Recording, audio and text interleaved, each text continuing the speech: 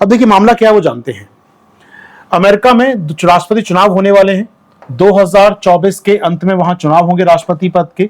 दो पार्टियां होती हैं, अब जानती हैं, रिपब्लिकन पार्टी होती है दोस्तों वहां पर, एक वहां डेमोक्रेटिक पार्टी होती है। अभी जो राष्ट्रपति जॉय बाइडेन है वो डेमोक्रेटिक पार्टी से आते हैं। जॉय बाइडेन जो वर्तमान राष्ट्रपति हैं, ट्रंप का नाम आपने सुना होगा, पूर्व राष्ट्रपति रहे अमेरिका के, वो आते हैं रिपब्लिकन पार्टी से। अब चूंकि डेमोक्रेटिक पार्टी के कैंडिडेट अगली बार के लिए कौन होंगे, बाइडेन साहब ही होंगे, क्योंकि एक राष्ट्रपति 2 बार चुनाव लड़ सकता है वहां पर एक व्यक्ति, तो ऐसे में जॉय बाइडेन ही इनके अगले कैंडिडेट होंगे, पक्की बात है। तो डेमोक्रेटिक पार्टी से तो ये होंगे, लेकिन रिपब्लिकन पार्टी से कौन कैंडिडेट होगा इसका तय रिपब्लिकन पार्टी के लोग करेंगे, रिपब्लिकन पार्टी के डेलीगेट्स करेंगे। फाइन सर, तो यहां लड़ाई होगी ट्रंप के बीच में, या कोई और कैंडिडेट खड़ा होना चाहे तो कई कैंडिडेट खड़े होंगे, साल भर में कई होंगे, नाम आते रहेंगे, लेकिन 2 नाम पे आपको ध्यान रखना है, रामास्वामी का नाम और निकी हेले, जो अमेरिका में पूर्व मंत्री रह चुकी, सेक्रेटरी रह चुकी हैं वो। हम बात करें अभी वर्तमान में रामास्वामी की यहाँ पर, तो रामास्वामी जो रिपब्लिकन पार्टी के कैंडिडेट बनना चाहते हैं, अपना प्रचार शुरू कर चुके हैं, जिससे एटलीस्ट इनको ऑफिशियल कैंडिडेट बनाया जाए रिपब्लिकन पार्टी का। और इस पार्टी का ऑफिशियल कैंडिडेट का मतलब होगा सीधी फाइट होगी जॉय बाइडेन से इनकी अगले साल दिसंबर नवंबर के महीने में, वो अलग बात है। लेकिन अमेरिका में काफी लंबे समय से है नौकरी, या कहना चाहिए पॉलिटिक्स में इन्वॉल्व है वहां की। इनकी जो विचारधारा है रामास्वामी की, आप लिख रहा हूं शॉर्ट में, इनकी जो विचारधारा है दोस्तों, उस पर चर्चा करना बहुत जरूरी है। ये आइडियल मानते हैं ट्रंप को अपना, ये मानते हैं ट्रंप इनके आदर्श हैं, ये मानते हैं कि ट्रंप ही सबसे बेहतरीन राष्ट्रपति हैं, 21st सेंचुरी के सबसे बेहतरीन राष्ट्रपति रहे अमेरिका के आज तक के इतिहास के। तो ट्रंप के एक कार से भक्त है, कहा जाए तो गलत नहीं होगा अपने आप में, ट्रंप की नीतियों का समर्थन करते हैं। लेकिन ट्रंप चूंकि इस समय में भी हो सकता है जेल हो जाए ट्रंप को, उनके ऊपर कई मामले चल रहे हैं, तो क्या ट्रंप चुनाव ना लड़ पाए, और लड़ेंगे तो फिर फाइट करेंगे भी उनके साथ, अलग बात है। लेकिन इनकी जो विचारधारा है काफी हद तक ट्रंप से मिलती जुलती है। ट्रंप कहते थे अमेरिका फर्स्ट, ट्रंप बोलते थे अमेरिका पहले, संरक्षणवादी प्रयास था उनका, एक प्रकार से ये प्रोटेक्शनिस्ट स्टेप था कि बाहर के सामान को नहीं आने देंगे, बाहर के लोगों को नहीं आने देंगे, एंटी इस्लामिक विचारधारा, एंटी इमिग्रेंट्स विचारधारा, प्रवासी नहीं आएंगे, इस्लामिक लोग नहीं आएंगे, ये उनकी विचारधाराएं थी। तो काफी हद तक ये भी इसको फॉलो करते हैं। और ये तो थोड़ा सा आगे चले जाते हैं, अमेरिकन फर्स्ट के अलावा एक बात बोलते हैं, अमेरिकी अलगाववाद, हमें मतलब ही नहीं दुनिया से यार, जाओ तुम जो करना है करो, हमें अलग छोड़ दो तुम। अमेरिकी आइसोलेशन की बात करते हैं। जी हाँ, तो ये तो कहते हैं अमेरिका को अलग अलग रहना चाहिए सबसे, सबके मामलों में पढ़ना ही नहीं चाहिए अमेरिका को, पैसा दो सुरक्षा चाहिए, पैसा दो सुरक्षा देंगे, हथियार चाहिए पैसा दो हथियार देंगे, कुछ फ्री में नहीं मिलेगा। अमेरिका अलग थलग है, अलग महाद्वीप में है, अलग रहेंगे, तुम्हारी समस्याएं तुम जानो, समस्या का समाधान चाहिए, मदद चाहिए तो पैसा दो। कुल मिलाकर दोस्तों ये तो अलग ही विचारधारा पे जाने की बात कर रहे हैं।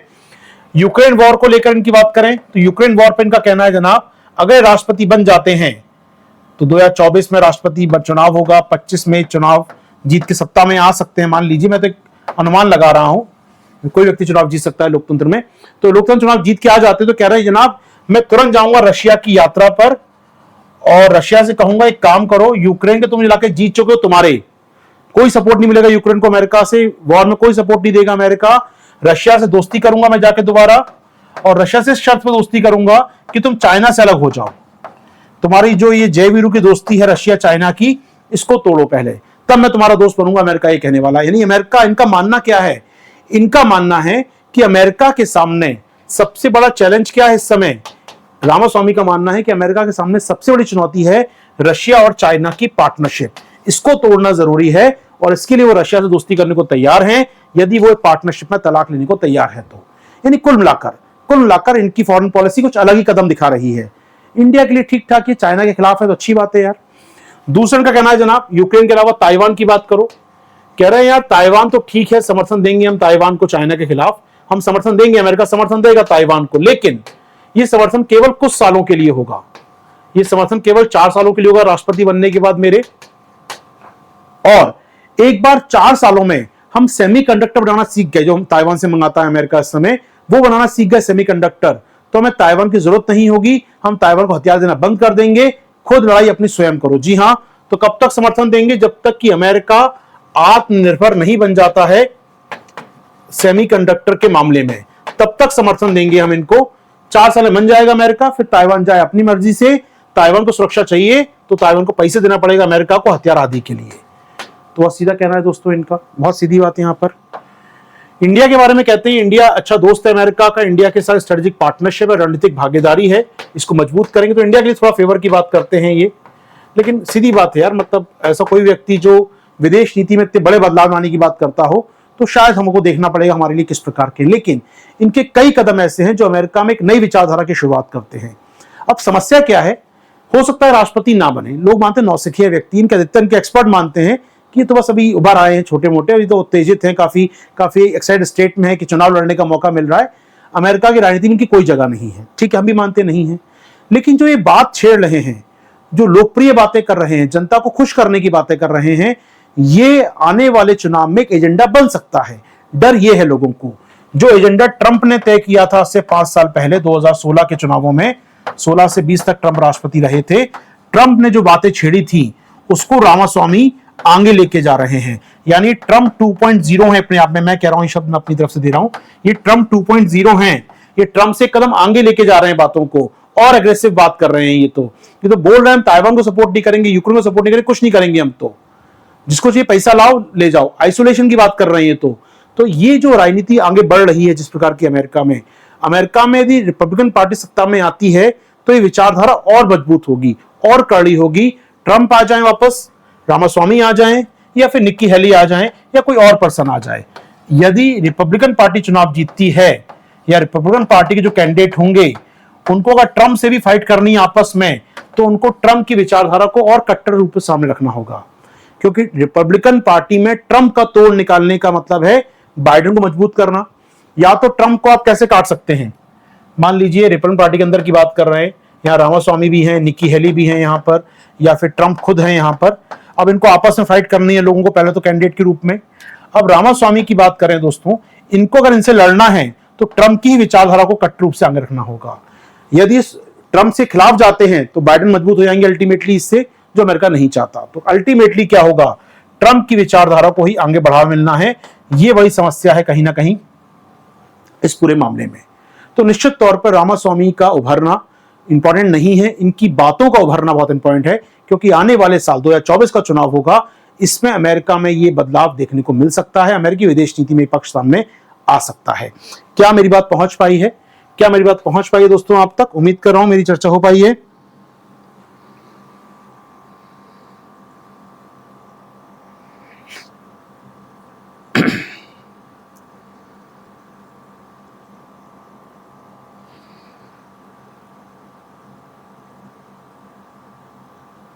Yes sir.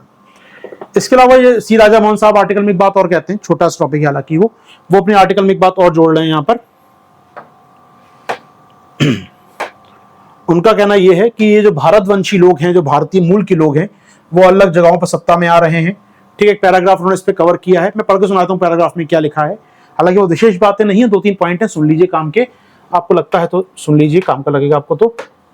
2-3 बातें कह रहे हैं अपने इस पैराग्राफ में। ये कह रहे हैं कि मेन स्टोरी तो कुछ और है, लेकिन इसके अलावा देखा जाए तो भारतीय अमेरिका में भारतीय मूल के लोग हैं वो काफी पॉलिटिकली इंपॉर्टेंट होते जा रहे हैं। वर्तमान उपराष्ट्रपति कमला हैरिस की बात करें, भारतीय मूल की नागरिक हैं, भारतीय मूल की महिला हैं, और अभी अमेरिका में उपराष्ट्रपति के स्तर पर हैं दोस्तों। अब देखें तो अमेरिका के अलावा देखें तो ब्रिटेन के पीएम ऋषि सुनक भारतीय मूल के नागरिक हैं, भारतीय मूल के व्यक्ति रहे हैं। इसके अलावा बात करें हम लोग यहाँ पर, दुनिया भर में 200 भारतीय लोग हैं दोस्तों, 200 भारतीय मूल के लोग हैं जो 15 देशों में लीडरशिप में हैं या टॉप सत्ता के शीर्ष बिंदु पर हैं। तो 15 देशों में 200 भारतीय लगभग कैबिनेट रैंक के मंत्री हैं, प्रधानमंत्री हैं, राष्ट्रपति हैं, उपराष्ट्रपति हैं, टॉप रैंक में आते हैं दोस्तों। इंपॉर्टेंट बात है अपने आप में काफी है। 60%, 200 में 60% तो क्या है, कैबिनेट पोजीशन हासिल किए हुए हैं डिफरेंट देशों की सरकारों में। तो भारतीय मूल के लोगों का पॉलिटिकल किस प्रकार से राइज हुआ है पिछले कुछ सालों में, विशेषकर ये राइटर हमारा कह रहा है यहाँ पर, विशेषकर किन राष्ट्रों में, अफ्रीका में नहीं, मैं कहूं आपसे आसियान में नहीं, जो कहना चाहिए जो अंग्रेजी भाषा बोलने वाले या जो विकसित राष्ट्र हैं, यूरोपियन राष्ट्र हैं, अमेरिका है, कनाडा है, इनकी बात हो रही है दोस्तों, जिनको हम बोलते हैं आमतौर पर एंग्लो सेक्शन वर्ल्ड, यानी कि जो अंग्रेजी भाषा, जो अंग्रेजी उपनिवेशवाद के देश थे, उन देशों की बात हो रही है यहाँ पर। उन देशों में हमारे भारतीय मूल के लोग काफी अच्छी विचारधारा, काफी अच्छे पोजीशन में बने हुए हैं, ये कहना है राइटर का यहाँ पर। तो इंडियन डायस्पोरा यहाँ पर जो है दोस्तों, इंपॉर्टेंट रोल प्ले कर रहा है, इन पॉइंट भूमिकाओं में बना हुआ है यहाँ पर। ये कहना है राइटर का। उम्मीद कर रहा हूं दोस्तों बात समझ में आपको आ रही है मेरी ये। चलिए, तो ये सामान्य बातें हैं, बाकी सारी बातें मैं चर्चा कर दी हैं आपके साथ यहाँ पर। ठीक है, तो यहाँ पर राइटर एक बात कहता है लास्ट में आके, वो सुन लीजिए रामास्वामी के बारे में। रामास्वामी के बारे में बात कहता है राइटर कि दिल्ली के पर्सपेक्टिव में, भारत सरकार के पर्सपेक्टिव में, Ramaswamy saying everything right about the deepening the strategic partnership. यानी वो कह रहे हैं कि भारत का संबंध अच्छे करेंगे, भारत संबंधों गहरा करेंगे, जो कि इंडिया के लिए अच्छी बात है। लेकिन yet it is important for Delhi to understand the deeper source of the Ramaswamy's worldview and its whatever broader implications। जी हाँ, हमें क्या करना होगा, हमें इनकी विचारधारा को देखना होगा, समझना होगा, डीपर अध्ययन करना होगा, तब हमें इनका सहयोग करना होगा, क्योंकि इनकी विचारधारा काफी हद तक दुनिया को अस्थिर कर सकती है। हमने देखा ट्रंप ने क्या किया था, ट्रंप ने दुनिया को अस्थिर कर दिया था। ट्रंप के कार्यकाल में दुनिया की संस्थाएं अस्थिर हो गई थी। ट्रंप के कार्यकाल की वजह से ही, अगर मैं कहूं, अगर मैं देखूं चाइना का राइज या चाइना के साथ जो संबंध खराब हुए, ग्लोबल स्केल पे संस्थाएं खराब हुई, कोरोना काल में मिसमैनेजमेंट हुआ दुनिया में, तो कहीं ना कहीं ट्रंप की पॉलिसी जिम्मेदार रही उसके लिए। जी हाँ, तो ऐसे में आप रामास्वामी पर भी चर्चा हो सकती है। उम्मीद कर रहा हूं ये आर्टिकल आपके लिए क्लियर है। एकेडमी का दोस्तों हमारा 3 सितंबर से टेस्ट सीरीज शुरू हो रहा है। 3 सितंबर से 45 टेस्ट है दोस्तों पीटी के, जिसमें 10 टेस्ट शामिल हैं आपके सीसेट के। इनका फीस लगभग है 4999 दोस्तों आपके लिए। तो ये टेस्ट सीरीज ज्वाइन कर सकते हैं आप। 3 सितंबर शुरू हो रहा है हमारा। 3 सितंबर से मेंस का टेस्ट सीरीज आ रहा है दोस्तों आपके लिए, जहां लगभग 30 टेस्ट हैं, ऐसे भी शामिल हैं, फुल टेस्ट भी हैं, सेक्शनल टेस्ट भी हैं। इसका फीस लगभग 14,000 के आसपास है दोस्तों आपका। ज्वाइन कर सकते हैं इसको आप लोग। कोड मेरा है आशीर्वाद 360। इसके अलावा दोस्तों आप जानते हैं हमारा 5 सितंबर से टीचर्स डे के दिन बैच चालू हो रहा है, आरंभ बैच, जिसमें हमारे मृणाल से चालू करेंगे इकोनॉमिक्स, वहाँ पर बाइलिंगुअल बैच में आपके साथ। तो वहाँ पर ज्वाइन कर सकते हैं दोस्तों 5 सितंबर से आप लोग। हमारा आरंभ बैच बाइलिंगुअल बैच है दोस्तों, इंग्लिश बैच है आपके लिए। शुरुआत होगी 5 सितंबर से इस क्लास की। कोई भी कोर्स लेना चाहें, कोड मेरा जानते हैं दोस्तों आप लोग, आशीर्वाद 360 मेरा कोड है, जिसका यूज करके आपको डिस्काउंट मिल जाएगा समय फीस में, और आप जुड़ पाएंगे हमारी टीम के साथ, मेंटरशिप टीम के साथ। ठीक है दोस्तों, तो ये है आने वाले बैचेस, याद रखिएगा।